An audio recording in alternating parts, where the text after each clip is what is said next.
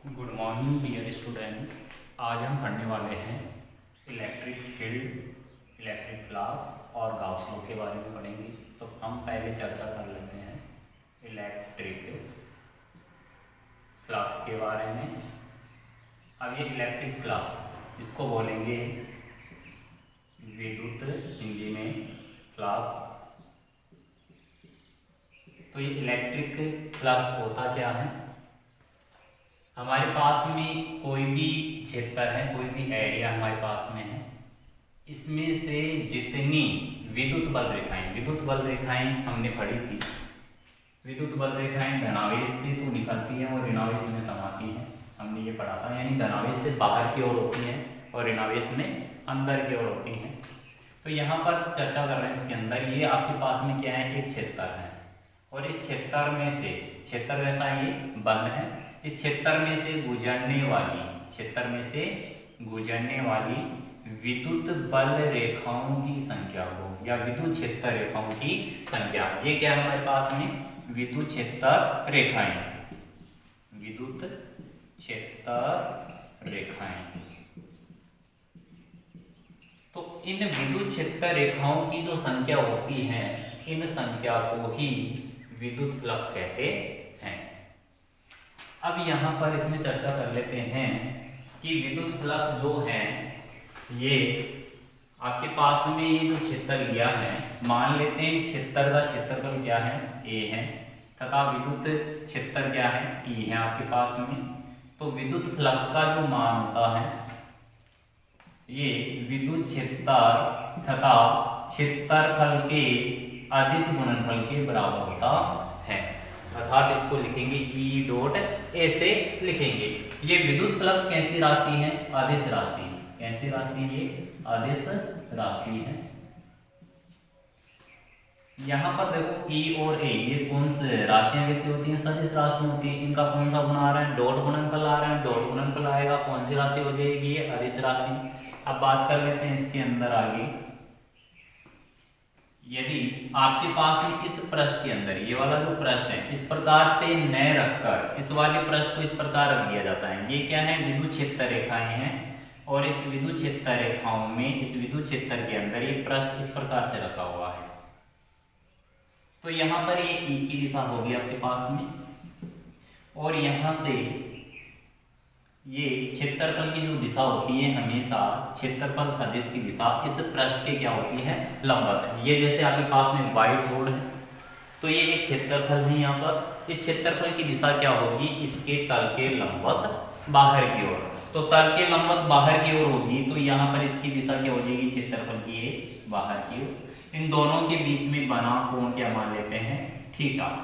Theta कोण मानने पर यहाँ पर ध्यान देना, इसको किस प्रकार से आपने पढ़ा था कि ए वेक्टर डॉट बी वेक्टर, कहाँ पढ़ा था ये, 11वीं क्लास में, सदिशों का अदिश गुणनफल। तो इसको क्या लिखा जा सकता है, ए बी कॉस थीटा। क्या लिख सकते हैं इसको, ए बी कॉस थीटा। अब यहाँ पर इसको इस प्रकार से लिखेंगे, फाई इक्वल ए कॉस थीटा। ये फ्लक्स का मान आ गया। अब यहाँ पर इसमें ध्यान देना आपको, यदि यहाँ पर क्षेत्रफल सदिश, यानी कि इसमें बात कर लेते हैं, इस ए को अगर मैं यहाँ पर ले आऊं, ई और ए की दिशा ए की दिशा में है, दोनों क्या है, ए की दिशा में है। तो इस थीटा का जो मान है, इस थीटा का मान क्या होगा आपके पास में, 0 डिग्री। 0 डिग्री होने पर यहाँ पर अगर मान पुट करेंगे, तो आपके पास में यहाँ पर आ जाएगा ई ए कॉस 0। और कॉस 0 की जो वैल्यू जो होती है, वो कितनी होती है, 1। तो 1 रखने पर आपके पास में फ्लक्स का मान यहाँ पर आ जाएगा, ये यहाँ पर 1 रख देंगे, तो आपका क्या आ जाएगा, विद्युत क्षेत्र तथा क्षेत्रफल के गुणनफल के बराबर आ जाएगा। यदि यहाँ पर इस थीटा का मान, इसको इस प्रकार से रख दिया जाए, जैसे ये वाला जो है पृष्ठ, यहाँ पर ये विद्युत क्षेत्र रेखाएं हैं, और इसको इसी के क्या रख दिया जाए, लंबवत रख दिया जाए। क्या रख देते हैं, पृष्ठ। ये वाला जो पृष्ठ है इस प्रकार से है, ये लंबवत रख दिया। इसमें से ये बल रेखाएं, जैसे उदाहरण के तौर पर आप यहाँ पर देखिए, ये वाला पृष्ठ इस प्रकार से रखा है, इस प्रकार से रखा है, तो यहाँ पर क्षेत्रफल की दिशा क्या होगी, पृष्ठ की क्या होगी, लंबवत होगी। ये e की दिशा है, तो यहाँ पर इन दोनों के बीच में क्षेत्रफल a की दिशा है और ये a की दिशा, इन दोनों के बीच में कोण कितना बनेगा 90 डिग्री। 90 बनेगा तो आपके पास में यहाँ पर आ जाएगा 5 ये cos 90 और cos 90 की वैल्यू जो होती है वो कितनी होती है 0। 0 यहाँ पर पुट करेंगे तो फ्लक्स का मान आपके पास में आ जाएगा 0। अब यहाँ पर इसके अंदर आगे आप देखें कि अगर इसकी मात्रक की बात करें फ्लक्स की, तो मात्रक क्या होगा, यहां से निकाल लेते हैं मात्रक। तो यहाँ पर E क्या है विद्युत क्षेत्र, और विद्युत क्षेत्र आपने क्या पढ़ा बल बटा आवेश, बल बटा आवेश पढ़ा। तो यहाँ पर इस बल का मात्रक क्या हो जाएगा न्यूटन और आवेश का क्या हो जाएगा कूलम, क्षेत्रफल का क्या हो जाएगा मीटर स्क्वायर। ये कौन सा मात्रक आ गया आपके पास में एमकेएस या एसआई पद्धति में। विमा की अगर बात करें, इसकी विमा क्या होगी, तो विमा निकालेंगे तो यहाँ न्यूटन बल है, बल की विमा क्या हो जाएगी आपके पास में m1 l1 t-2, और यहाँ पर बात करें मीटर तो लंबाई है तो इसके लिए हो जाएगा l2, और बटे में क्या है कूलम है आवेश है, और आवेश की विमा क्या हो जाएगी आपके पास में a1 t1। तो आपके पास में यहाँ पर ये जो a1 t1 है ऊपर जाएंगे इनवर्स में हो जाएंगे, तो आपके पास में विमा फाइनल आ जाएगी m1 l2 और 1 कितना हो जाएगा 3, फिर t ये ऊपर जाएगा इनवर्स में कितना हो जाएगा, पहले से इनवर्स में है 2 और 1 कितना हो जाएगा 3, और ये आ जाएगा a इनवर्स। ये क्या आ गई इसकी विमा आ गई। अब इसी के अंदर अगला जो पॉइंट चलेगा वो गाउस नियम के बारे में पढ़ेंगे कि गाउस नियम क्या है, गाउस लॉ क्या है। तो गाउस नियम के बारे में देखो बोर्ड एग्जाम में इसका जो अनुप्रयोग दे रखे हैं सिलेबस में, हर साल इसका एक अनुप्रयोग एग्जाम में पूछा जाता है, और वो भी बड़ा क्वेश्चन आता है, 4 नंबर का बोर्ड एग्जाम में क्वेश्चन आता है। गाउस नियम क्या है कि हमारे पास में ये जो पृष्ठ है इस पृष्ठ को कहाँ रख देते हैं, निर्वात में रखा है। निर्वात में रखने पर इस बंद पृष्ठ से गुजरने वाली कुल विद्युत, देखो कुल विद्युत बल रेखाओं की जो संख्या होती है या विद्युत क्षेत्र रेखाएं जो होती हैं उनको तो विद्युत फ्लक्स कहते हैं, इलेक्ट्रिक फ्लक्स कहा जाता है। और इस बंद पृष्ठ जो हमारे पास में है, गाउस नियम अगला पॉइंट हमारा है गाउस नियम। अब गाउस नियम होता क्या है, तो आप यहाँ पर देखें, आप इसको देखो इंग्लिश में क्या लिखेंगे, इसको गाउस लॉ। ये जो बंद पृष्ठ हमारे पास में है, इस बंद पृष्ठ ये कहाँ पर रखा है, निर्वात में रखा है। इसके अंदर मान लेते हैं कितना आवेश है, Q आवेश है। तो इस बंद पृष्ठ में से गुजरने वाली विद्युत बल रेखाएं, ध्यान देना ये विद्युत क्षेत्र में या फिर विद्युत क्षेत्र में रखा है, ऐसे मान सकते हैं इसको। तो या इससे गुजरने वाला कुल फ्लक्स, तो यहाँ पर आप ध्यान दें, इसमें ये बंद पृष्ठ है, निर्वात में स्थित है, इसमें Q आवेश उपस्थित है। तो यहाँ पर इस फ्लक्स का जो मान होगा, विद्युत फ्लक्स का जो मान होगा, इस बंद पृष्ठ में उपस्थित कुल आवेश तथा निर्वात है, तो निर्वात की विद्युतशीलता क्या होगी एप्सिलॉन नॉट। तो निर्वात की विद्युतशीलता क्या है यहाँ पर एप्सिलॉन नॉट। तो फ्लक्स का मान क्या होगा, आवेश तथा निर्वात की विद्युतशीलता के अनुपात के बराबर होता है, या फिर इस बंद पृष्ठ में उपस्थित आवेश तथा 1 एप्सिलॉन नॉट के गुणनफल के बराबर होता है। यानी इसको लिख सकता हूं मैं Q बटा एप्सिलॉन नॉट। ध्यान दीजिए आप, इसमें गाउस का नियम क्या है, इस नियम के अनुसार निर्वात में स्थित किसी बंद पृष्ठ से गुजरने वाला कुल विद्युत फ्लक्स इस बंद पृष्ठ में उपस्थित कुल आवेश तथा निर्वात की विद्युतशीलता के अनुपात के बराबर होता है। अब यहाँ पर आप इसमें देखें, आप इस वाले को इस प्रकार से भी अभी हमने पढ़ा था कि इस प्रकार से भी इसको नोट किया जा सकता है। देखो Q अपॉन एप्सिलॉन नॉट, और फ्लक्स अभी आपके पास में यहाँ पर था, फ्लक्स क्या था E डॉट A। तो इस वाले को मैं क्या लिख सकता हूँ, E डॉट A से भी लिख सकते हैं। यदि आपके पास में यहाँ पर ये जो पृष्ठ है, अगर मान लो ये जो पृष्ठ आपके पास में है, इस पृष्ठ के अंदर एक अल्पांश क्षेत्रफल हम ले लेते हैं, तो इस अल्पांश क्षेत्र से गुजरने वाले फ्लक्स की अगर यहाँ पर चर्चा करें तो यहाँ पर इसको लिखा जा सकता है कि यहाँ पर इसको लिखेंगे D phi E equal Q upon epsilon naught equal ये आ जाएगा ई डॉट डी ये आ जाएगा हमारे पास में। अब इसी के अंदर आगे इस वाले को यदि कुल फ्लक्स अगर निकालना चाहें, कुल फ्लक्स ये तो इस अल्पांश था, इस अल्पांश का क्षेत्रफल क्या होगा डी। इस पूरे वाले पृष्ठ की अगर बात करें, पूरे पृष्ठ की अगर बात करें तो पूरे पृष्ठ के लिए कुल विद्युत फ्लक्स अब कुल विद्युत फ्लक्स क्या होगा, इसका समाकलन करेंगे तो आपके पास में यहाँ पर ध्यान देना, इसमें समाकलन किसके लिए हो रहा है, ये पूरे पृष्ठ के लिए हो रहा है। पृष्ठ के लिए आपके पास में हो रहा है तो आपके पास में इस पृष्ठ, तो यहाँ पर समाकलन को क्या कर देंगे, बंद पृष्ठ समाकलन कर देंगे। आप इसमें देखो ध्यान रखना, अगर ये समाकलन सिंपल ले रहे हैं, समाकलन ले रहे हैं तो इसको क्या बोलेंगे, रेखीय समाकलन। क्या बोला जाता है, रेखीय समाकलन। और यदि इसके ये बीच में गोला लगा देते हैं तो ये हो जाता है बंद पृष्ठ समाकलन, बंद पृष्ठ समाकलन। और यदि यहाँ पर लगा रहे हैं ऐसे लगा सकते हो आप, तो इसको बोलेंगे बंद पृष्ठ क्षेत्रफल समाकलन। या फिर यहाँ पर इसके अंदर ये जो समाकलन है इसके बी लगा दिया जाता है तो इसको बोलते हैं आयतन समाकलन। अब यहाँ पर इसके अंदर देखें तो यहाँ पर इसका जो मान है यहाँ पर रखेंगे तो आपके पास में यहाँ पर क्या आ जाएगा, बंद पृष्ठ समाकलन ई डॉट डी। इस वाले को मैं क्या लिख सकता हूँ, फाई इक्वल, और ये लिखा जा सकता है यहाँ पर बंद पृष्ठ समाकलन ई डॉट डी, और इस वाले को लिख सकता हूँ ए कॉस थीटा। और फ्लक्स का मान गाउस नियम से क्या है, क्यू अपॉन एप्सिलॉन नॉट। तो ये वाला फॉर्मूला आपको याद रखना है, ध्यान में रखना है। इसके आधार पर न्यूमेरिकल क्वेश्चन भी हल करेंगे। अब यहाँ पर ये जो गाउस का नियम है, ये वाला जो है, ये इसके आया कैसे, ये कहाँ से आए, तो गाउस नियम की यहाँ पर क्या करेंगे, हम उत्पत्ति करेंगे। तो इसको एक बार आप वापस देख लीजिए। गाउस का नियम क्या है, कोई भी बंद पृष्ठ है, निर्वात में स्थित है, तो इस बंद पृष्ठ में मान लेते हैं कितना आवेश है, क्यू आवेश है। तो इस बंद पृष्ठ से में उपस्थित कुल आवेश तथा निर्वात की विद्युतशीलता का अनुपात इससे गुजरने वाले कुल विद्युत फ्लक्स के क्या होता है, बराबर होता है। इसे ही गाउस का नियम कहते हैं। वीडियो अपलोड हो रहा है सर।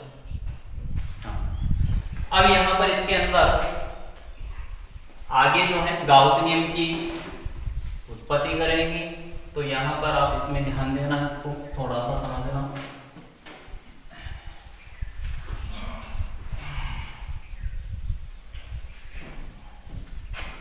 तो गाउस नियम की व्युत्पत्ति के लिए फर्स्ट लेसन के अंदर हमने जो पढ़ा था, कोई भी बिंदुवत आवेश है, उस बिंदुवत आवेश के कारण तीव्रता आपको ध्यान में रखनी है कि तीव्रता कितनी होती है।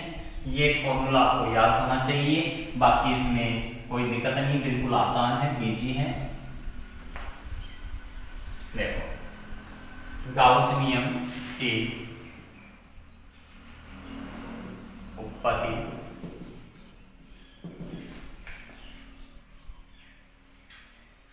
अब यहां पर देखें आपके पास में ये बंद पृष्ठ है, ये वाला क्या है, एक बंद पृष्ठ है। इस बंद पृष्ठ को अनेक छोटे छोटे, मान लेते हैं इसका क्षेत्रफल क्या है, ए है। इसको अनेक छोटे छोटे अल्पांश क्षेत्रफलों में विभाजित कर सकते हैं। मैं मान लेता हूं यहां पर क्या है, एक क्यू आवेश उपस्थित है, इसको मान लिया प्लस क्यू आवेश उपस्थित है इसके अंदर, इस पृष्ठ में। यहां पर एक अल्पांश क्षेत्रफल ले लेता हूं। अल्पांश क्षेत्रफल क्या ले लिया, यहाँ पर डीए क्षेत्रफल ले लिया मैंने। अब यहाँ पर देखो, मैं मान ले तो ये कहाँ पर है, इसके सेंटर में उपस्थित। आप चाहो तो सेंटर में मान सकते हो, सेंटर से दूरी मान सकते हो, इसका परवाह नहीं पड़ने वाला है। अब यहाँ पर देखें आप, इसमें यहाँ पर इसको मैं लिख सकता हूँ, इस आवेश जो अल्पांश जो क्षेत्रफल लिया है, इसकी दूरी मैं क्या मान लेता हूँ, इससे क्यू नोट से आर, इसको बिंदु नाम दे दिया मैंने ओ। तो ये भी क्या होगी, आर। मान लेते हैं ये क्षेत्रफल जो है, अल्पांश क्षेत्रफल यहाँ पर कितना कोण बनाता है, थीटा कोण बनाता है और इस थीटा को लिखा जाएगा डी ओमेगा से या डी ओम से आप लिख सकते हो। मैं किससे लिख रहा हूँ उसको? डी ओम से। डी ओम यहाँ पर क्या कहलाता है? घन कोण कहलाता है। 11वीं क्लास में फर्स्ट लेसन में आपने घन कोण की परिभाषा भी पढ़ी थी इस प्रकार का डायग्राम बनाकर। इस प्लस आवेश के कारण, ये जो प्लस आवेश है, इस प्लस आवेश के कारण ई की जो दिशा होगी, इस ई की जो दिशा होगी, बल रेखाएं क्या होती हैं? प्लस चार्ज के कारण बाहर की ओर होती है, प्लस आवेश के कारण क्या होती है? बाहर की ओर। तो यहाँ पर प्लस आवेश के कारण ई की दिशा क्या होगी? बाहर की ओर होगी। और ये जो अल्पांश क्षेत्रफल लिया है, इसकी मान लेता हूँ क्षेत्रफल सदिश की जो दिशा है, डीए की दिशा जो है, ये ई के साथ में कितना कोण बनाती है? थीटा कोण बनाती है। वापस समझिए आप इसको। ये एक क्या हमने ले लिया, एक सरफेस ले लिया, एरिया ले लिया यहाँ पर। इसको अनेक छोटे छोटे अल्पांश क्षेत्रफलों में विभाजित कर सकते हैं। एक अल्पांश क्षेत्रफल ले लिया डीए, मान लेते हैं इसके यहाँ पर ओ बिंदु पर क्यू आवेश उपस्थित है। क्यू आवेश की यहाँ पर अल्पांश क्षेत्रफल की जो दूरी है वो क्या है? आर है। तो यहाँ पर ये अल्पांश क्षेत्रफल जो है ओ बिंदु पर जो कोण बनाएगा, इसको थीटा मान लेते हैं। थीटा को क्या माना जाता है? डी ओम माना जाता है। डी ओम क्या कहलाता है? इसमें घन कोण कहलाता है। घन कोण, और घन कोण की डी ओमेगा जो है, इसकी वैल्यू क्या होती है? Cos theta upon R. इसके आगे चर्चा करेंगे अभी इसकी। और ये डी ओमेगा आ रहा, तो इसको किससे लिखा जाएगा? समाकलन से। और ये पूरा क्या है? बंद पृष्ठ है, तो इसको क्या लिखा जाएगा? बंद पृष्ठ लिखा जाएगा। तो यहां पर आप इसमें देखें,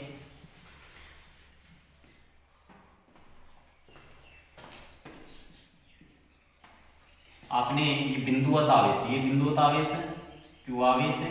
क्यू आवेश के कारण आर दूरी पर यहाँ पर ये जो अल्पांश क्षेत्रफल है, इस पर ई का मान क्या होगा? तो यहाँ पर देखो, प्लस क्यू आवेश के कारण ई का जो मान होगा वो क्या पढ़ा था आपने? के क्यू बटा आर स्क्वायर। इसकी जो दिशा है, इसको मैं क्या मान लूँ? यहाँ पर पी मान लेता हूँ। तो दिशा प्लस से कहाँ होगी? पी की, यानी ओ से पी की ओर। तो इसकी डायरेक्शन क्या हो जाएगी?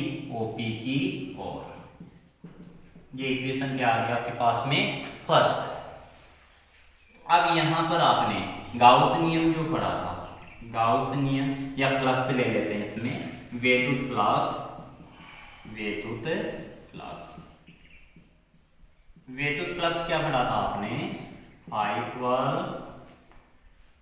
बंद पृष्ठ समाकलन E डॉट डी, ये हमने पढ़ा। अब यहां पर देखो, बराबर E डॉट डी। तो यहां पर जो आपके पास में है, यहाँ पर E की वैल्यू यहाँ से यहाँ पर पुट करनी है सेकंड में। तो यहाँ पर इक्वेशन जो आपके पास में, उसमें देखो इक्वेशन फर्स्ट व सेकंड से आपके पास में फ्लक्स का मान क्या आ जाएगा? यहाँ पर बंद पृष्ठ समाकलन E का मान क्या आपके पास में? के क्यू बटा आर स्क्वायर। और ये डी ए, यहाँ पर मैं चाहता हूँ इसको इस प्रकार से भी लिख सकता हूँ। आप ध्यान देना, डॉट है तो डॉट को हटाएंगे, तो इस वाले को इस प्रकार से लिखा जा सकता है E D A cos theta. तो यहाँ पर ई का मान हमने रख दिया, डी आ गया, और यहाँ पर हम क्या लिखेंगे? इसको कॉस थीटा। अब यहाँ पर इसके अंदर और कुछ रह गया? नहीं रहा इसमें। अब यहाँ पर इसमें इस वाले में जो भी कांस्टेंट राशियां हैं, जो भी कांस्टेंट राशियां हैं, वो हम क्या करेंगे? बाहर ले लेंगे। यहाँ पर देखो, अंदर आवेश, तो आवेश की मात्रा जो हमारे पास है फिक्स रहेगी। कितना परिमाण है इसका? अगर बात करें इसके अंदर, ये दूरी परिवर्तित हो सकती है। यहाँ पर देखो, के जो होता है, के क्या होता है? 1/4 पाई एप्सिलॉन नॉट होता है। यानी के की जो वैल्यू जो होती है वो क्या होती है आपके पास में? 1/4 पाई एप्सिलॉन नॉट। तो यहाँ पर के का मान रखेंगे तो आपके पास में यहाँ पर फ्लक्स आ जाएगा बंद पृष्ठ समाकलन, और ये आ जाएगा 1/4 pi epsilon naught Q upon R square D A cos theta.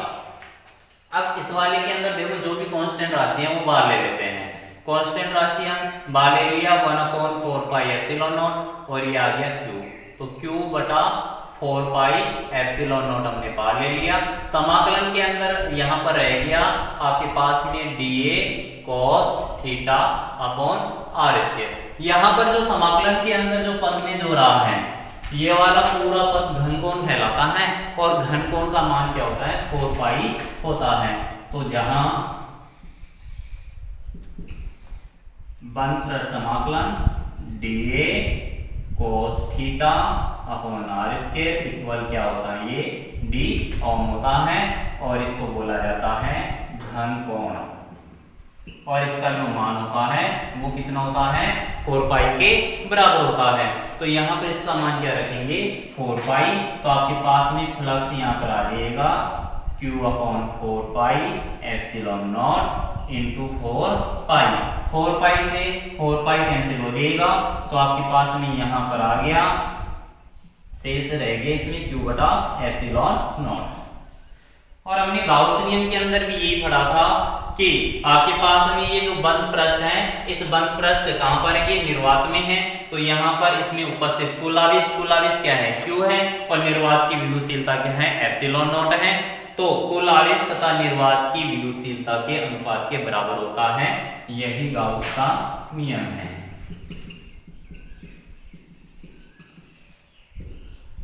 अब यहाँ पर इसके अंदर गाउस नियम के आधार पर यहाँ पर गाउस नियम के अनुप्रयोग चलेंगे। अनुप्रयोग अगली क्लास के अंदर पढ़ेंगे। 4-5 अनुप्रयोग हमने सिलेबस के अंदर है। हर साल बोर्ड एग्जाम में एक अनुप्रयोग पूछा जाता है, 4 नंबर का अनुप्रयोग इसके अंदर आता है। ठीक है सर, वो तो करो